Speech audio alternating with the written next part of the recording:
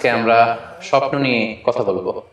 ইসলামে স্বপ্নের গুরুত্ব এবং তাৎপর্যের ব্যাপারে আমরা প্রায় অনেকের কাছ থেকে শুনে থাকি যে তারা ভয়ঙ্কর কিছু স্বপ্ন দেখে থাকেন, এবং অনেকে স্বপ্ন দেখে এই স্বপ্নের ব্যাখ্যা কি হতে পারে বা তাবির কি হতে পারে সেটি জানবার জন্য অনেক সময় আমাদের শরণাপন্ন হন, বা অনেক মানুষ অনেক ধরনের স্বপ্ন দেখে থাকেন। এ ব্যাপারে আমাদের কাছে ওনারা জানতে চান যে এই স্বপ্নের মানে কি, এটার তাৎপর্য কি, এটা অর্থবহ কিনা, বা তাদের কি করা উচিত। তো সেজন্য আজকে আমরা এই স্বপ্ন, আবু হানিফা একবার স্বপ্নে দেখলেন যে তিনি আল্লাহ রাসূল সাল্লাল্লাহু আলাইহি ওয়াসাল্লামের কবর খুঁড়ছেন, অথবা কবরের লাশ বের করছেন, কিংবা কাফন বের করছেন। এই স্বপ্ন দেখে ইমামুল আযম আবু হানিফা রাহিমাহুল্লাহ বিচলিত হয়ে গেলেন যে এই আমি কি স্বপ্ন দেখলাম, যে আমি রাসূল সাল্লাল্লাহু আলাইহি ওয়াসাল্লামের কবর খুঁড়ছি, সেখান থেকে কাফন বের করছি। কেউই এই স্বপ্নের ব্যাখ্যা করতে পারলেন না। তখন ইমাম মুহাম্মদ ইবনে সিরিনের কাছে যখন জানতে চাওয়া হলো, তখন মুহাম্মদ ইবনে সিরিন বললেন যে হাযা রাজুলুন ইউহয়ি সুন্নাত রাসূলিল্লাহ, অর্থাৎ যে ব্যক্তি স্বপ্ন দেখেছে তার মাধ্যমে আল্লাহ রাসূল সাল্লাল্লাহু আলাইহি ওয়াসাল্লামের হাদিসের বা সুন্নাহর পুনর্জীবন হবে। তিনি রাসূল সাল্লাল্লাহু আলাইহি ওয়াসাল্লামের সুন্নাহগুলোকে পুনরুজ্জীবন দান করবেন, পুনরুজ্জীবিত করবেন। এবং বাস্তবে আমরা এটাই দেখেছি যে ইমাম আবু হানিফার চিন্তা, ওনার থট, ওনার মাযহাব গোটা বিশ্বে সমৃদ্ধি লাভ করেছে, মানুষ এটাকে গ্রহণ করেছে। ওনার বুদ্ধিবৃত্তিক যে চিন্তা, ওনার ফিকহি ইস্তেমবাদ গুলো গোটা বিশ্বে আল্লাহ রাসূল সাল্লাল্লাহু আলাইহি ওয়াসাল্লামের হাদিসগুলোকে আরো প্রাণবন্ত ভাবে মুসলিম উম্মাহর কাছে রিপ্রেজেন্ট করেছে। আমরা আপাত দৃষ্টিতে মনে হচ্ছিল যে এটা একটা খারাপ স্বপ্ন, যে ইমাম আবু হানিফা তিনি রাসূল সাল্লাল্লাহু আলাইহি ওয়াসাল্লামের কবর খুঁড়ছেন, লাশ বের করছেন বা কাফন বের করছেন। কিন্তু মুহাম্মদ ইবনে সিরিন চমৎকার ব্যাখ্যা করেছেন যে হাযা রাজুলুন ইউহয়ি সুন্নাত রাসূলিল্লাহ, এই লোকটা এমন লোক হবে যে রাসূল সাল্লাল্লাহু আলাইহি ওয়াসাল্লামের সুন্নাহকে পুনরুজ্জীবন দান করবে। এই পর্যায়ে আমরা জানবার চেষ্টা করব যে কোরআন সুন্নাহর আলোকে বিভিন্ন সিম্বল বা প্রতীক বা চিহ্নের দিকে খেয়াল রেখে স্বপ্নের ব্যাখ্যা করা। আমরা বলেছিলাম যে কিছু কিছু স্বপ্ন আছে খুব সফিস্টিকেটেড, সিম্বলিক বা আইকনিক, যেখানে কোনো ইঙ্গিত দেয়া হচ্ছে, ইঙ্গিত বহ, এবং যেটার ইন্টারপ্রিটেশন না করলে এটা দিয়ে আসলে কি বোঝানো হচ্ছে এটা বোঝা যায় না। সেক্ষেত্রে কোরআন সুন্নাহর আলোকে, স্কলারদের অভিজ্ঞতার আলোকে কিছু আইকন বা সিম্বল, এগুলোর মিনিং কি হতে পারে সে ব্যাপারে আমরা জানবার চেষ্টা করব। এক্ষেত্রে আমরা বলবো যে কেউ যদি স্বপ্নে রশি দেখে, স্বপ্নে যদি সে রশি দেখে, তাহলে এটা গুড সাইন। এটা কেমন যেন আল্লাহর সাথে একটা প্রতিশ্রুতির সাথে সম্পৃক্ত, কারণ আল্লাহ তাআলা কোরআনে ইরশাদ করেছেন ওয়া'তাসিমু বিহাবলিল্লাহি জামিআ। আরবিতে রশি আরবি হচ্ছে হাবল, মানে ওয়া'তাসিমু বিহাবলিল্লাহি জামিআ, তোমরা আল্লাহর রজ্জু বা রশিকে আঁকড়ে ধরো। তাহলে রশি দেখা মানে এখানে আমরা আল্লাহর ওয়াদাগুলো যেন পূরণ করি, আল্লাহর আনুগত্য যেন আমরা প্রপারলি করতে পারি, এটা ইঙ্গিত করছে। এরপর স্বপ্নে যদি আমরা কাক দেখি, এটা সাধারণত একটা নেগেটিভ সাইন বহন করে, কারণ কাককে আল্লাহ রাসূল সাল্লাল্লাহু আলাইহি ওয়াসাল্লাম ফাসিক বা ফুয়াইসিক বলেছেন। সো আমরা যদি স্বপ্নে কাক দেখি, এটাকে আমরা পজিটিভ কোনো সাইন মনে না করে নেগেটিভ সাইন মনে করতে পারি। তৃতীয়ত, আমরা যদি স্বপ্নে লম্বা কাপড় দেখি, এটা গুড সাইন। কারো গায়ে যদি লম্বা জামা থাকে তাহলে এটা গুড সাইন, আর খাটো জামা থাকলে সাধারণত এটা নেগেটিভ সাইন। এক্ষেত্রে আমরা সহিহ বুখারীর একটা হাদিস উল্লেখ করতে পারি। আল্লাহর হাবিব সাল্লাল্লাহু আলাইহি ওয়াসাল্লাম বলেছেন যে আমার সামনে অনেক মানুষকে পেশ করা হলো, তাদের কারো জামা নাভি পর্যন্ত, কারো জামা হাঁটু পর্যন্ত, কারো জামা পা পর্যন্ত। আর সেক্ষেত্রে ওমরে ফারুককে দেখলাম যে এত লম্বা জামা পরে সে হেঁটে যাচ্ছে, সে তার জামা টেনে টেনে নিয়ে যাচ্ছে। তো সাহাবারা বললেন মা আওয়ালতাহু ইয়া রাসূলুল্লাহ, হে আল্লাহর রাসূল, আপনার এই স্বপ্ন থেকে আপনি কি বোঝাতে চাইলেন? আল্লাহ রাসূল সাল্লাল্লাহু আলাইহি ওয়াসাল্লাম বললেন আওয়ালতুহু আদ-দীন, এটা দ্বারা আমি দ্বীনদারি বোঝাতে চাইলাম। অর্থাৎ যার জামা লম্বা তার মানে তার তাকওয়া বেশি বা তার দ্বীনদারি বেশি। আর স্বপ্নে যদি কারো জামা খুব ছোট খাটো বা জামাহীন অবস্থায় কাউকে দেখা হয়, এটা সাধারণত তার দ্বীনদারি কমে যাচ্ছে বা তার তাকওয়া is decreasing day after day, এটার একটা সাইন বহন করে। পাশাপাশি দুধ, স্বপ্নে যদি কেউ দেখে সে দুধ খাচ্ছে, এটা একটা ভালো সাইন। স্বপ্নে দুধ খেতে যদি দেখা হয় তাহলে তার জ্ঞান বৃদ্ধি পাবে বলে এটা একটা সাইন বা আলামত বহন করে।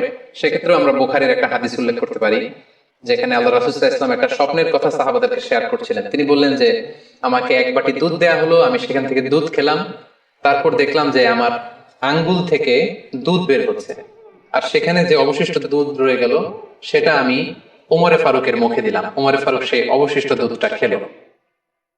এই স্বপ্নের কথা শুনে সাহাবারা বললেন মা আওয়ালতা বিহি ইয়া রাসূলুল্লাহ, হে আল্লাহর রাসূল, এটা দিয়ে আপনি কি ব্যাখ্যা করলেন? ফামা আওয়ালতাহু ইয়া রাসূলুল্লাহ, আল্লাহ রাসূল সাল্লাল্লাহু আলাইহি ওয়াসাল্লাম বললেন আল ইলম, এটা দিয়ে আমি জ্ঞানের ব্যাখ্যা করেছি। অর্থাৎ দুধ হচ্ছে জ্ঞানের প্রতীক। দুনিয়াতেও তো আমরা দেখি যে দুধ হচ্ছে সুষম একটা খাবার, খাদ্যের পুষ্টিগুণের 6টি মাধ্যম, 6টি গুণাগুণ দুধের মধ্যে পাওয়া যায়। সো কেউ যদি স্বপ্নে দেখেন যে তিনি দুধ পান করছেন, আশা করা যায় এটা তার জন্য ভালো সাইন, তার জ্ঞান বাড়বে বলে আমরা ধারণা করতে পারি।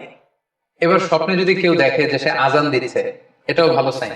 স্বপ্নে আজান দেয়া এটা সাইন হচ্ছে সে হয়তো অচিরে হজ করতে যাবে।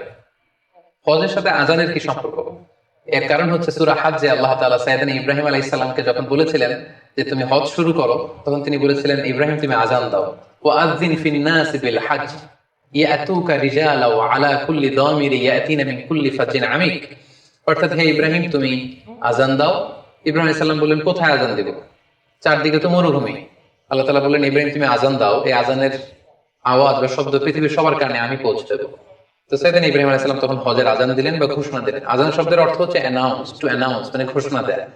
সো আপনি যদি স্বপ্নে দেখেন যে আপনি আজান দিচ্ছেন বা কেউ আজান দিচ্ছে, তাহলে সে অচিরে হজ করবে বা হজ রিলেটেড কোনো একটা ব্যাখ্যা হতে পারে। এভাবে আজানকে হজের সাথে সম্পৃক্ত করা হয়েছে এবং এটা ভালো একটি স্বপ্ন।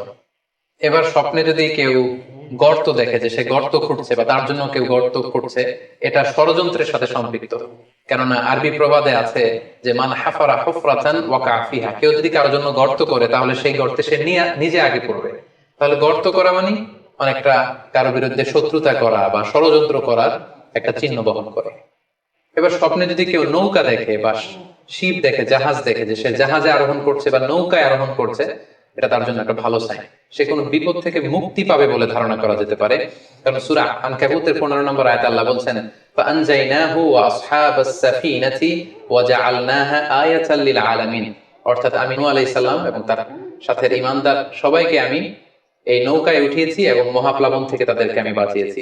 আর এই মহাপ্লাবনকে আমি গোটা বিশ্বের জন্য একটা নিদর্শন করে রেখেছি। সো নৌকায় ওঠা বা জাহাজে ওঠা, কোন শিপে বা লঞ্চে ওঠা, এটা আপনি বিপদ থেকে মুক্তি পাবেন, and you are in the safe zone, এই ধরনের একটা ইঙ্গিত বহন করে। ইমাম মুহাম্মদ ইবনে সিরিনের কাছে এক লোক এসে বলল যে ইমাম রাআইতু কাআন্নী আহরুসু আরদান লা তুমবিত। হে ইমাম আমি স্বপ্নে দেখেছি যে আমি একটি শস্য ক্ষেত্র চাষ করছি কিন্তু কোনো ফসল হচ্ছে না, এটা মানে কি? তিনি ব্যাখ্যা করে দিলেন আনতা তা'জিলু আন ইমরাতিক, অচিরেই হয়তো তোমার স্ত্রীর সাথে তোমার সেপারেশন হয়ে যেতে পারে। কারণ কোরআনে স্ত্রীকে শস্য ক্ষেত্রের সাথে তুলনা করা হয়েছে মেটাফরিক্যালি। সূরা বাকারার 223 নম্বর আয়াতে আল্লাহ বলছেন নিসাউকুম হারসুল লাকুম ফাআতু হারসাকুম আন্না শি'তুম। অর্থাৎ তোমাদের স্ত্রীরা হচ্ছে তোমাদের শস্য ক্ষেতের মতো, তোমরা যেভাবে খুশি এই শস্য ক্ষেত্রটাকে সুন্দরভাবে চাষাবাদ করতে পারো। তাহলে শস্য ক্ষেতের সাথে বা ক্রপ ল্যান্ডস এর সাথে আপনার স্ত্রীর সাথে সম্পর্ক হওয়া বা সেপারেশন হওয়া, এইভাবে ইঙ্গিত নেওয়া যেতে পারে। সবশেষে একটি ঘটনা উল্লেখ করার মধ্য দিয়ে আমরা এই সিম্বলিক বা আইকনিক ব্যাপারটা শেষ করতে চাই। সেটি হচ্ছে ব্যক্তির ভিন্নতার কারণে কিন্তু স্বপ্নের ব্যাখ্যাও ভিন্নতা হতে পারে। ব্যক্তি ভিন্নতার কারণে স্বপ্নের ব্যাখ্যাও ভিন্ন হবে। একই স্বপ্ন দুইজন লোক দেখলো, দুইজনের স্বপ্নের ব্যাখ্যা কিন্তু দুরকম হতে পারে। সেক্ষেত্রে আমরা মুহাম্মদ ইবনে সিরিনের একটা ঘটনা উল্লেখ করতে পারি। মুহাম্মদ ইবনে সিরিনের কাছে এক লোক এসে বলল যে আমি স্বপ্নে দেখেছি আমি আজান দিচ্ছি, এটার ব্যাখ্যা কি? উনি বললেন তুমি হজ করতে যাবে। তার কিছুদিন পরে আরেক লোক এসে একই স্বপ্ন দেখলো, তিনি বললেন যে আমি স্বপ্নে দেখেছি যে আমি আজান দিচ্ছি। তো তিনি বললেন চুরিতে তোমার হাত কাটা যাবে। তো ওনার ছাত্ররা দুইজন লোকের কাছে দুই ধরনের উত্তর দেওয়ার কারণে অবাক হয়ে জিজ্ঞেস করলেন যে হে ইমাম, একই স্বপ্ন দুইজন দেখলো কিন্তু আপনি একজনকে এক এক উত্তর কেন দিলেন? তো তিনি বললেন যে এই দুইজনকে আমি চিনি এবং তাদের ব্যক্তিগত জীবন সম্পর্কে আমি জানি। তো তাদের জীবন আচরণ, তাদের ব্যক্তিত্বের কারণে আমি দুই ধরনের ব্যাখ্যা করেছি। প্রথম জনের ব্যাখ্যা করেছি আমি সূরা হজের আলোকে, কারণ সূরা হজে আল্লাহ ইব্রাহিম আলাইহিস সালামকে বলেছেন ওয়া আযিন ফিন নাস বিল হজ, তুমি মানুষের মাঝে হজের জন্য আজান দাও, ঘোষণা দাও। সো সেই লোকটি আজান দিয়েছে, তার মানে আশা করা যায় সে হজে যাবে। আর দ্বিতীয় লোকটির স্বপ্নের ব্যাখ্যা আমি করেছি সূরা ইউসুফের আলোকে। সূরা ইউসুফে একটি আয়াত আছে সুম্মা আযানা মুআযযিনুন আইয়াতুহাল আইর ইন্নাকুম লাসারিকুন। অর্থাৎ মিশরের কিং এর একটি পানপাত্র চুরি হয়ে গিয়েছিল। ইউসুফ আলাইহিস সালাম ইচ্ছা করে সেটা তার ভাই ইয়ামিনের খাদ্যের প্যাকেটের ভেতরে ঢুকিয়ে দিয়েছিলেন। আর তখন সেখানকার স্টাফরা বা সৈনিকেরা আজান দিয়েছিল, মানে ঘোষণা দিয়ে বলেছিল হে ক্যারাভান, হে কাফেলার লোকেরা, তোমরা চুরি করেছো। তো তিনি মুহাম্মদ ইবনে সিরিন বললেন যে দ্বিতীয় লোকটার ব্যাপারে আমি জানি, সে আসলে অসাধু একজন লোক এবং তার ক্ষেত্রে সে স্বপ্নে যেহেতু আজান দিতে দেখেছে, সে কখনো হজে যাবে না, বরং সূরা ইউসুফের আলোকে চুরিতে তার হাত কাটা যাবে। তো এভাবে আমরা কোরআন সুন্নাহর আলোকে বা স্কলারদের যে অভিব্যক্তি সেগুলোর আলোকে স্বপ্নের মধ্যে থেকে যেগুলো সিম্বলিক, আইকনিক, যেগুলো ইঙ্গিত বহ, এগুলোর ব্যাখ্যা আমরা এভাবে করতে পারি। সম্মানিত শুধু এই ছিল স্বপ্ন নিয়ে আমাদের আজকের আলোচনা। আমরা এই আলোচনা থেকে বুঝতে পারলাম যে স্বপ্ন তিন ধরনের হতে পারে, কোনোটা